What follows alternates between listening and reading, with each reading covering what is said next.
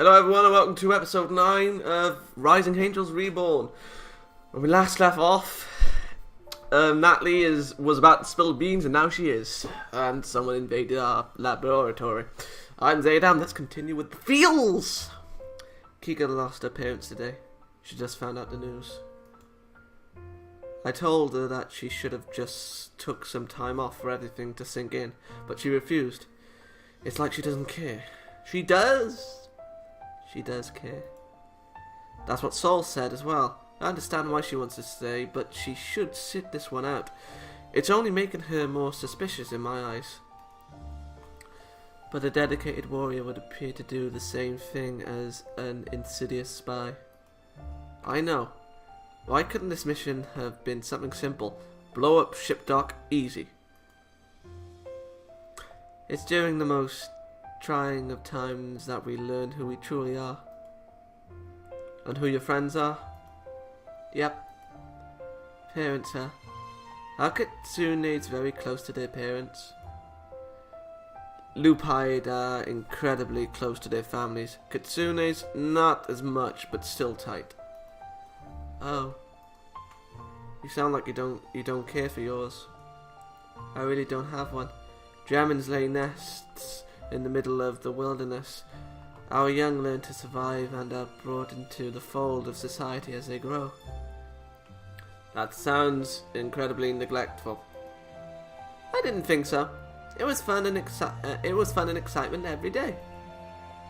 Only the hardy survive.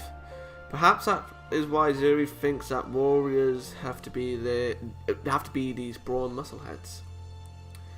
I guess the closest thing to a family I have is my hatchmates. You all learn to protect each other. Most don't survive, but some of my hatchmates made it to civilization with me. Like how we have brothers and sisters. Kinda. We are related by blood, but we are as close as any of your families. Want to know something really embarrassing? Not if I have to reveal something equally embarrassing. This one is a freebie. I was hoping to the spirits that I'd be able to have something like that here. Silly, right? Not at all. I'd be happy if we could have that sort of relationship here. Though I'd also like it if we could respect the rank structure as well. Come on, I'll grab my radio and lock up again. We've got a mission to fulfill. Oh my! The heat. Even though I knew that this place was going to be warm, this is almost unbearable. God, I want it. It didn't even say unbreakable. I was thinking of that song. I hope there is some sort of ancient power that we are disturbing. What? I could use a nice thunderstorm overhead right now. Like an unmerciful god that the sun beats down on my latest disaster. The site is absolutely trashed. Did the researchers go mad from sunstroke? Bridge, this is the ground team. Already on it? You are alone, Major. Very nice, thank you. Suck up. I don't know, Saul. He already gave me my first clue. What do you have to counter? Bah! Give me 5 minutes. Captain Moonfellow, I want you to look for signs of disturbed soil. ... Yeah, where is Faye? Faye! Faye, where'd you go? To study a cactus or something. I'll look for your piles of disturbed sand. She's also gone before I get the chance to fully explain what I want done. I bite my lip, trying not to let my annoyance get the better of me. Zuri, you have the most important assignment of all. Do you feel anything? ... This is going to sound silly, but how many times do I have to say my security officer's perspective is the most important when it comes to safety? I don't know, asshole. He keeps track of things like that. Oh, that's beautiful. Maybe I will. Well, I can't feel anything on the wind, but my gut is screaming warnings at me. Something feels off. Think it's the heat? Perhaps the tattered campsite is disturbing you? I like the heat. It makes me feel happy and at ease. It's almost like being back at home again. You're a strange person, Zuri. This heat is killing me. I'm starting to think the research has melted. But the claw marks... It's a joke. That was a joke. I knee down next to the tattered remains of a makeshift tent. Their better supplies must have been left at the original site. This isn't much more than canvas and poles. Still, the canvas is thick and durable. I tried to tear it with my bare hands, but I can't even manage to rip a single thread. Something strong or large destroyed this site.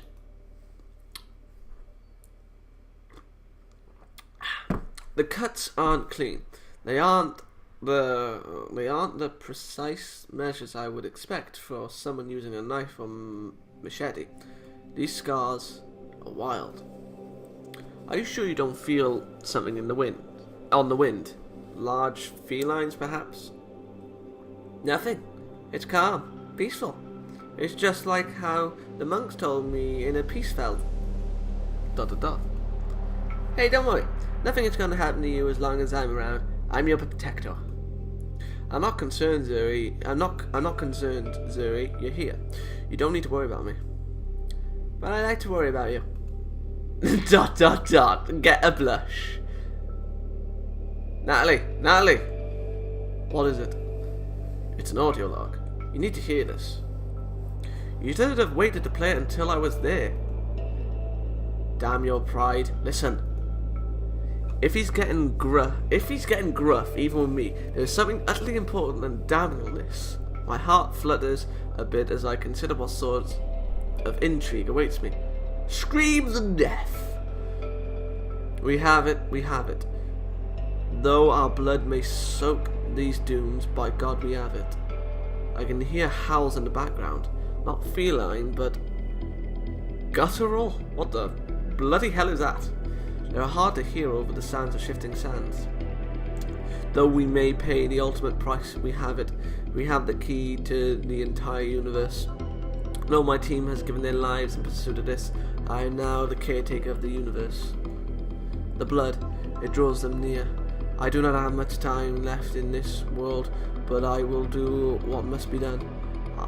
I will be the patron saint that they demand I become. Nobody will be able to stop what I am about to do. I have taken the step to the heavens with no challenge from the masses. I do this for everyone. The universe is in my hands. The gravelled, pained tone fades to static. The universe is in his hands. Did the researcher truly find a weapon of mass destruction? I can only presume so. What are we going to do? What can we do? We need to finish up our investigation for any additional clues.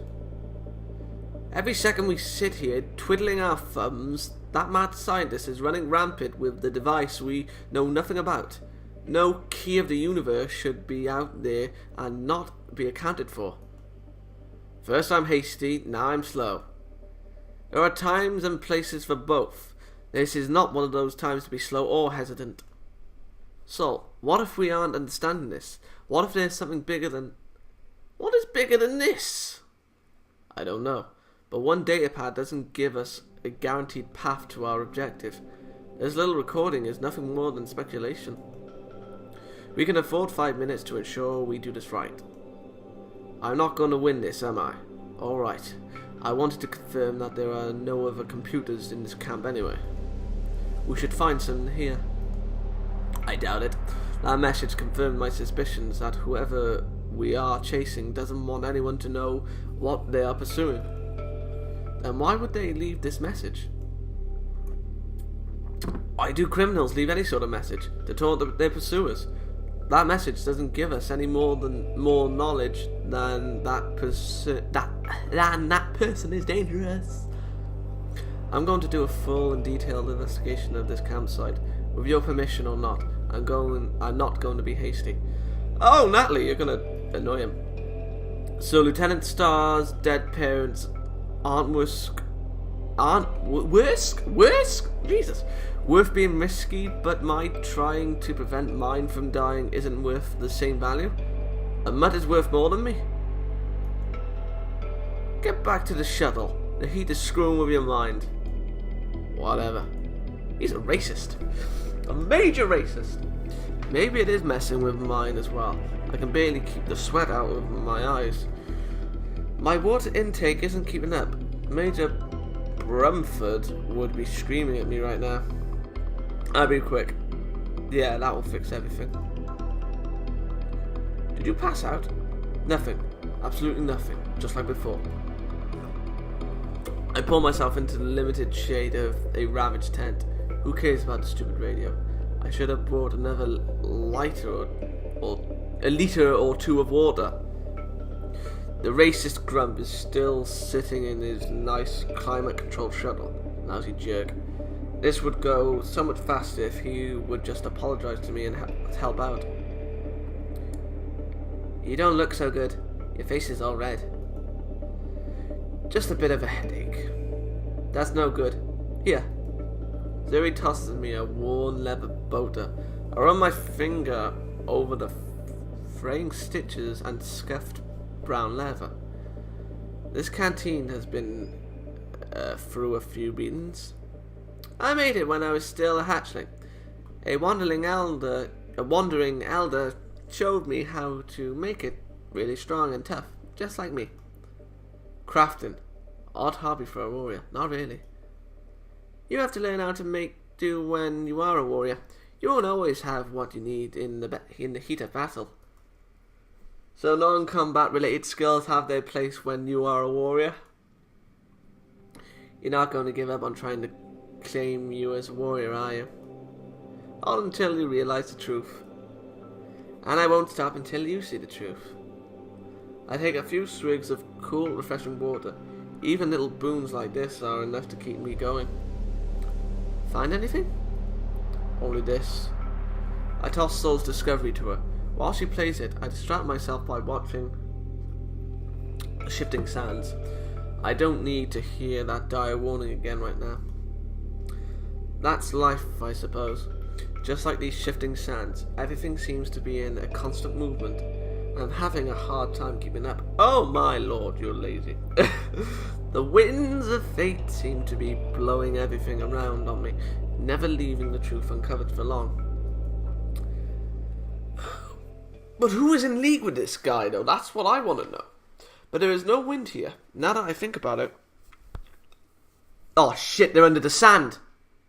Ziri, you said you didn't feel anything in the air, right? Nope. What about the ground? Slight tremors, but I figured they were... Where are Captain Moonfallow and Lieutenant Star? Over by the... Oh shit! A sharp piercing scream breaks the moment of dread in my heart. Too slow, too late. Captain Moonflower, stay here. I can help. Trust me, stay here. Oh shit. Oh god. Oh god. Oh no. Oh, I'm in the heat of the moment. Save, emergency save. There we are. Return, oh no. Oh no, lives are in, oh god, lives are in my hands. Okay, fine, hurry. Trust me, everyone will come home this way. Oh my god, this music is so loud. Her words feel like a knife to my pride. Special investigation and tactics officers are trained for this. Why am I not fighting back with more vigor? I'm the one overseeing this operation. Why am I permitting a lieutenant to order a major around? I don't know. Like a speeding bullet, Zuri is skimming over the sand dunes. Her speed is something I could never match. Her boots look like they aren't even touching the ground. Wait, they aren't? In a heartbeat, I understand why she was the only one who could do this. Whatever is under those shifting sands would have me dead without a fight. Why didn't I think about that? Why am I not reacting fast enough? Why am I not understanding enough? So I take it I made a good choice. Fabulous. I want to blame this heat, but I know the real answer is in my head. Oh, why isn't the fight animated? That would be perfect for an AMV. I'm imagining it in my head now. But if I can't help, what use am I here? No, I refuse to think like that. There has to be something I can do. I yanked my radio out of my pack. This is so fucking loud. Sol, come in. What? Tried to chasing after nothing. It's going to pay me to say this, but not nearly as badly if Faye or Kika die because of my lack of judgment. You were right, but we have bigger issues to worry about. There's something moving under the sand, and I think it attacked Moonfellow and Star. Roger. I'm running the takeoff checklist right now. Where are they? Zuri took off to save them. Then Godspeed to her. Get on board. Not until they're here. I'm not having this fight. Get on the shuttle. I'm not moving until I have my entire team here. Call me stupid, but nobody is getting left behind on my watch. Roger. In the distance, I can see what appears to be a wild storm of sand blowing towards me. At the head of it is a desperate Zuri with Faye and Kika under her arms. Good girl! We need to go. Those things chug along at a super fast pace. ... Kika? ... Faye, what are those things? ...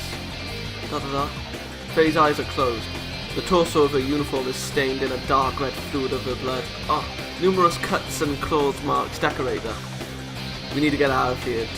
We need to get her to Dr. Nelson now. Sol, we need to go now. I may have killed her. Oh no!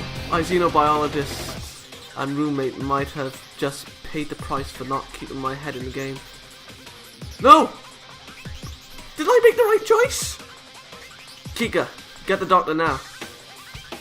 Sol, I need you. Just like that, he's gone. He abandoned me when I needed him to help me get through this. Zuri has been doing her best to give Faye aid with our emergency kits, but the blood, more than once, I almost lost my lunch. I had to hide away in the cockpit with a silent soul. ... Kika, I need you to put pressure on this wound. Kika! She's going to die if you don't help. Right, I can do this. That's right, we need you. We need Hero Navigator Star. She's my minion. They expect this from me, right here. Right there. Oh my god. Wait, where's Ali? Major Xaydam. Tell me when you run off like this, that's all. Kika wasn't focused and we didn't have time to waste. Just like that, time to prove your worth, Colonel. Well, you see, you keep telling me that we have to keep you around for situations like this. Situation happened, do something. Have you stabilized the bleeding? I'm trying, but those things must have some sort of venom in their claws. I'm having a hard time. Well, alas, our anti-venom supply is drastically small. There is little I can do, Xaydam. But what about that box? ... I mean, never mind. What box? Stan?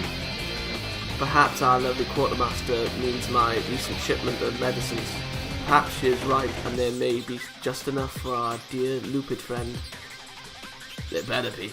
I also want a full report on what was contained in that box. That you think ill of me at a time like this now. No matter. Come, let us take her to my lab. Major Xaydam, I want a full report. Commander, there isn't a lot of time. We need to send the ship in pursuit of the shuttle whose route we tracked earlier. And have Major Tenzin take care of it, and I'll waive the safety regulations about being strapped in. I want to know what happened down there. Down there? Kika, I need you to tell Al the coordinates to follow. Are you sure you can handle that? Of course I can. Leave everything to me. Report to the bridge as soon as you are done. I want your story as well. Bridge now. How am I going to explain this? Oh, thank God the music died down. Oh, Faye! Did I make the right choice? It sounded like it was the right choice. That recording was the only thing you found down there? Yes, ma'am. I did a thorough sweep of the site and did not find anything else of value. Just like the previous site, everything had been stripped of information. 2 hours at the ground site, and that was all you were able to discern? Yes, ma'am. I've heard tales about how Cetos were masters at discovering even the most hidden truths. This performance is not living up to those standards. Yes, ma'am. Did you take photographs of either ground sites for later study? ... Of course not. Radiat's death. Did you ensure that your security officer had performed her checks to ensure safety of my crew? Yes?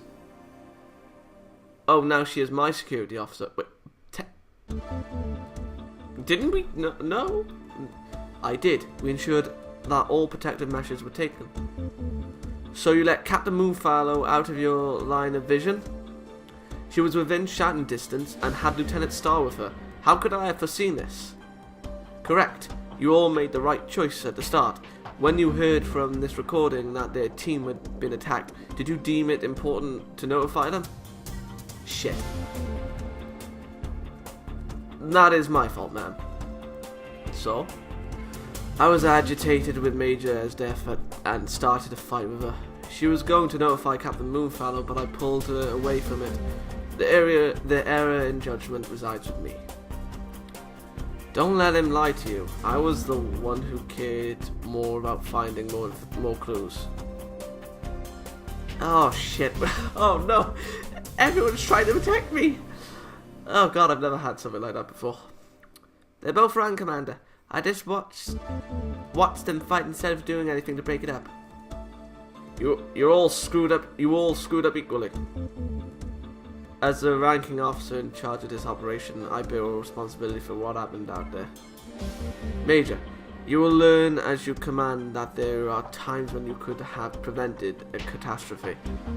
You screwed up today in a way that could only have been prevented. You let your emotions drive you and let your guard down. Captain Moonfallow had to pay for that mistake. But mistakes happen. Learn from them. Tell me, what happened to Captain Moonfallow? I can explain that. By all means. Faye was investigating some wildflower she had noticed on the fringes of the camp. The pup thought it was really strange because it was the only flower she had found. What were you doing? Thinking. So both of your guards were down and you were outside the vision range of Lieutenant Zuri? Well, I'm sorry. We thought everything was safe. Bearing. I'm sorry if my bearing isn't rock hard right now. I'm a little shook up. 1 minute I'm staring off into space. The next there was these things leaping out of the sand. They were like large fish with stingers grafted to their tails. These long curved ghastly things that reminded me of the night sky. They were on top of Faye before I could do anything. I tried to beat them off of Faye, but they just swarmed all over her. I beat them. I hit them, but they just kept coming. It meant something, right? She might have been gravely injured, but I saved her life. We will see in time. Lieutenant Zuri, does that match your impression of them? Swarm was the best way to describe them. I think the campsite was on top of their nest. Could they have been used as a defense from intruders set up by the researchers? I don't think so. I think they were meant to protect whatever the researchers uncovered. Like the thunderstorm. Could these have been defenses against intruders? The idea is bleak but strangely reassuring. There should have been tougher defenses if this device was truly dangerous. The calm in Rizona's face tells me she came to the same conclusion. Are either of you injured? Like they could hurt me. A couple of scratches, nothing serious. The stingers didn't get me, so no poison to worry about. All of you expect Lieutenant Zuri return to duty. We will need all hands prepared for whatever awaits us at our destination. Where is it, ma'am? Dead space. No known worlds out there. We are jumping into the depth of darkness. Our supplies are limited, so I'm ordering us to move to Rat 2. Wah! I've survived on rations. Wait, what? Rat 2. Oh, I did say that. I've survived on ration level 2 before, but I don't like it. Smaller portions, nothing wasted. You messed up, but completed the objective. We can do better next time. Dismissed. Yes, ma'am. Come on, Zuri. Let's stop by my lab before I walk you back to your room. I want to take a look at your wounds. Not going to experiment on me, are you? Perhaps. There might be information on where these things came from if they were a genetic weapon. I was kidding. That's why you don't joke about those sorts of things around Natalie. I'll remember that. Sure you will. Let's get back to the bridge. We're on the bridge. Saul, my God. Star. Wingy will want to hear all about how you beat back swarms of mutant fish. Fine. Have fun playing doctor. Let's go, Zuri. Okay, I'm gonna end it off here. And oh my God, that episode was intense, and my God, the music was loud. Good day. See you in the next episode.